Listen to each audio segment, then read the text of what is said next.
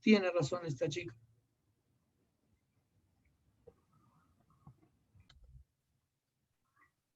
Bueno, lamento muchísimo, me olvido de estas cosas, me olvido. Bueno, no voy a volver sobre todo esto. Lo que estaba diciendo es que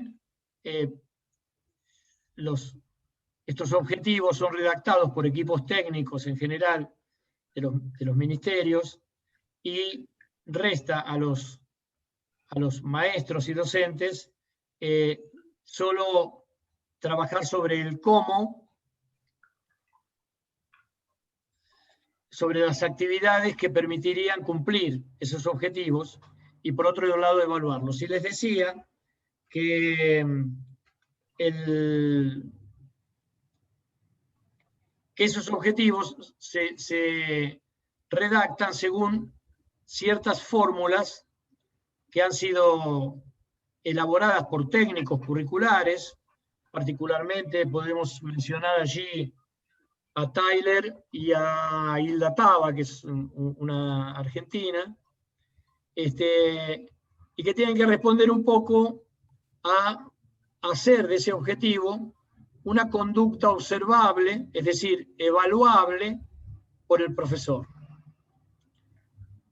Debe responder a un qué, a un cómo, a un cuándo y a un qué valoración se le va a dar.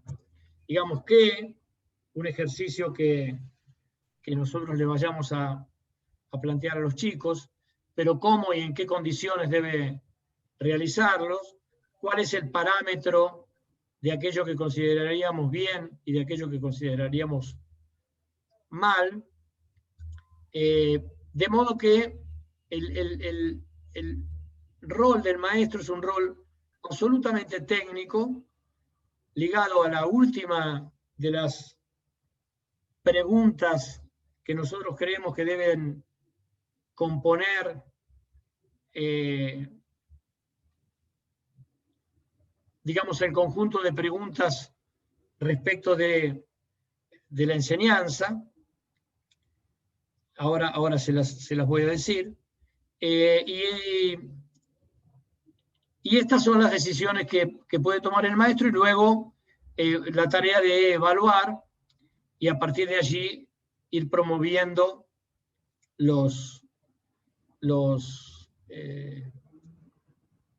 los alumnos en función de los aprendizajes que vayan consiguiendo. Nosotros consideramos, siguiendo en esto a Luis Beares, pero también a muchos otros, es el que recuerdo, que no solo hay que preguntar cómo enseñar, sino en principio qué es enseñar, luego qué enseñar, y finalmente, me está faltando una, ya me va a salir, y finalmente preguntarse cómo enseñar. ¿El para qué será? El para qué, sí, gracias Fernando. ¿Para qué enseñar? Y finalmente el cómo enseñar. Esas otras tres preguntas, que son preguntas que nosotros creemos que todo docente crítico debe manejar y debe poder responder y debe tener conocimientos respecto de cómo responder a esas preguntas, ideas, posiciones respecto de cómo responder a esas preguntas, quedan heridas y están de algún modo recluidas al campo de acción de los técnicos curriculares. Ese problema, más el problema de la elaboración técnica de objetivos de clase, redunda en un concepto de sujeto que de alguna manera y de todas las maneras, coincide con la idea de que sujeto es igual a individuo y que todos los individuos, de algún modo, tenemos propiedades y características que nos homogeneizan según distintos parámetros, fundamentalmente parámetros evolutivos de corte biológico y de corte psicológico, que nosotros, como ustedes saben, rechazamos, ¿no? Esa idea de edificio evolutivo, de desarrollo, que propaga la didáctica en general y la psicología más desabrida, como decía Foucault, la psicología experimental, es por nosotros rechazado y fundamentalmente reemplazado por un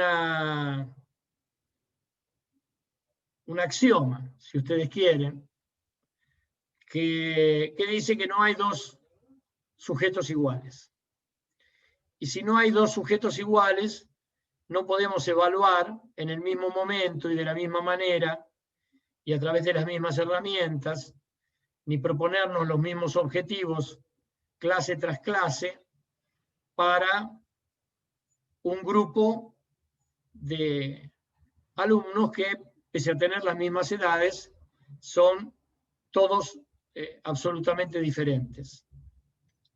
La idea de particularidad absoluta, que es de algún modo un oxímoron, porque bueno, si es una particularidad es una parte de algo, y si es una parte de algo entonces no es absoluta, pero en las lógicas no consistentes estas cosas se pueden formular así. En esa, entonces, particularidad absoluta que somos cada uno de nosotros, nos parece impropio tratar de organizar una enseñanza a partir de objetivos comunes para todo el mundo, pero no tanto de que tengamos objetivos comunes a nivel general, o a nivel, por ejemplo, de el final de la primaria o el final de la secundaria, sino objetivos que indiquen conductas observables clase tras clase por parte de un maestro. Pareciera ser como que el proceso educativo, la educación, se reduce a un poner en juego una serie de actividades y evaluarlas clase tras clase, y en función de eso ir progresando, digamos, evolucionando en la enseñanza de un determinado tema. Nada garantiza, y yo creo que los resultados que logra la escuela, menos que ninguna, nada garantiza una hilvanación, un hilván entre todos estos contenidos particulares y la consecución de objetivos más generales. Basta leer en los currículas los objetivos generales, los específicos, los de ciclo y los de clase, para darse cuenta de que es muy difícil establecer una linealidad entre este objetivo pequeño que correspondería a una clase y el objetivo, por ejemplo, que correspondería al final de un año. Eso sin considerar que cada cual de los alumnos o estudiantes puede aprender aquello que se enseña de maneras muy diversas y todas absolutamente correctas. Con lo cual, la observación permanente de esas conductas elaboradas según este cuadrángulo de preguntas, qué, cómo, cuándo y en qué condiciones,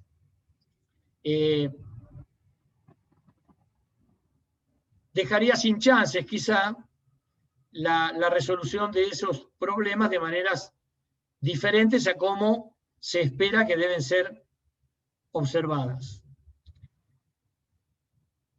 Todo esto que yo estoy diciendo es obviamente un esquema y quizá y seguramente en las clases eso no ocurra de una manera tan estricta, pero de todos modos, una cosa que tenemos que, creo que acostumbrarnos a valorar, es que detrás de las acciones, por muy desdibujadas que estas acciones aparezcan, por muy desleídas e incluso variadas que ocurran de maestro a maestro, lo que vale es que hay una idea de educación que está planteada sobre una idea de sujeto, una idea de proceso, una idea de proceso evolutivo, una idea de desarrollo, una idea de identidad entre sujeto e individuo, y que esto tiene una serie de consecuencias que, las sepamos o no, y las realicemos luego con nuestros propios estilos o de maneras diferentes según cada uno de nosotros, porque también lo vamos a hacer así, porque también nosotros somos particularidades absolutas, esa idea está pregnando todo aquello que hagamos, digamos. Y aún si queremos escapar por la vía de cambiar las prácticas, mientras no cambiemos esas ideas, difícilmente vamos a poder cambiar las prácticas, ¿verdad? Entonces, la pregunta por otro lado, que es preciso hacerse es, ¿qué es aquello que enseñamos? ¿Dónde está? ¿Qué importancia tiene?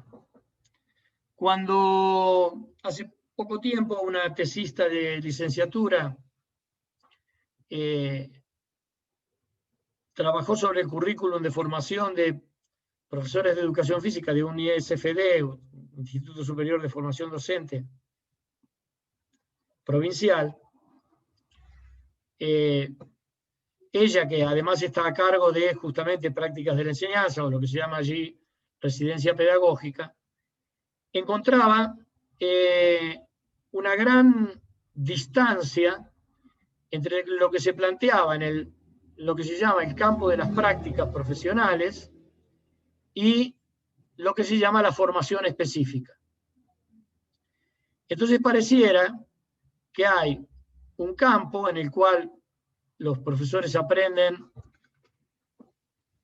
a enseñar básquetbol, voleibol, handball, gimnasia artística, no sé, las distintas disciplinas, es decir, un campo propiamente disciplinar, digamos, y luego sobre eso es preciso montar una serie de dispositivos que responden siempre al cómo enseñar. Bueno, en 10 minutos nos vamos a cortar, se va a cortar, vamos a volver a conectarnos por el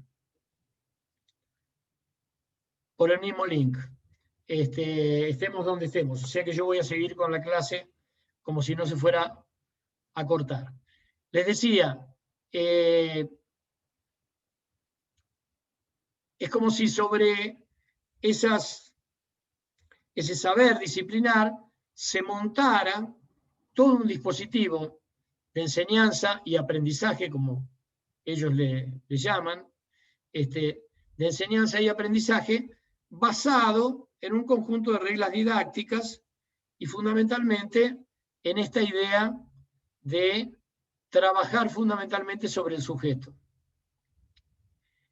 El problema es que cuando uno lee los contenidos que forman parte de la formación específica, lo que encuentra son los deportes tradicionales tratados de manera absolutamente tradicional. una manera absolutamente tradicional de enseñar tratar el básquetbol, por ejemplo, es pensar que se puede enseñar de acuerdo con lo que se llaman los 4 grandes fundamentos: pase, lanzamiento, mecánica de piernas y drible. Y que luego eso, por alguna mágica razón, que en muchos casos ocurre, ¿no? Se va articulando de manera de dar ese deporte que se llama básquetbol y que es mucho más que eso. Porque uno podría ser un gran lanzador, podría ser un gran dribleador, podría ser un gran pasador, y no obstante no saber o no ser un buen jugador de básquetbol, porque no sabe elegir cuándo pasar, cuándo driblear o cuándo lanzar. Eso no le va a impedir jugar al básquetbol, pero no va a significar que a ese chico se le haya enseñado básquetbol de la mejor manera. Enseñar básquetbol para nosotros, enseñar un deporte para nosotros, es enseñar la lógica de ese deporte y a actuarla. Y en ese actuarla van a aparecer, sin duda, estos fundamentos individuales, pero van a aparecer de una manera total y absolutamente diferente, puesto que van a aparecer articulados en la lógica general del básquetbol y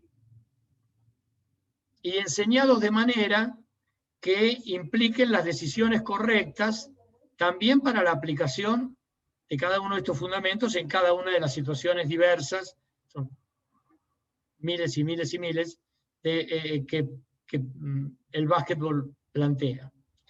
Quiere decir que la distancia que hay entre la formación específica y la formación para la práctica profesional es muy grande. Y lo que más aparece en la formación para la práctica profesional es la comprensión de la lógica escolar, cosa que no voy a decir que no haya que entender, pero que se trata de lograrla mediante la inmersión de los estudiantes en las escuelas desde el primer año. Primero con observaciones, digamos, llamémosle así, etnográficas, después con algunas tareas que se van haciendo, es decir, hay 4 didácticas en las cuales cada una tiene distintas tareas, yo diría, de inserción del futuro docente en una escuela. ¿Se imaginan que allí no se pueden establecer? Ese es justamente el motivo de la tesis de Carolina, de esta profesora. No se establecen allí contenidos a enseñar, sino tareas a realizar. Un poco siguiendo el mismo criterio de lo que sería un objetivo conductual. ¿Qué representa un objetivo conductual? Sino aquello que hay que hacer, algo que hay que hacer.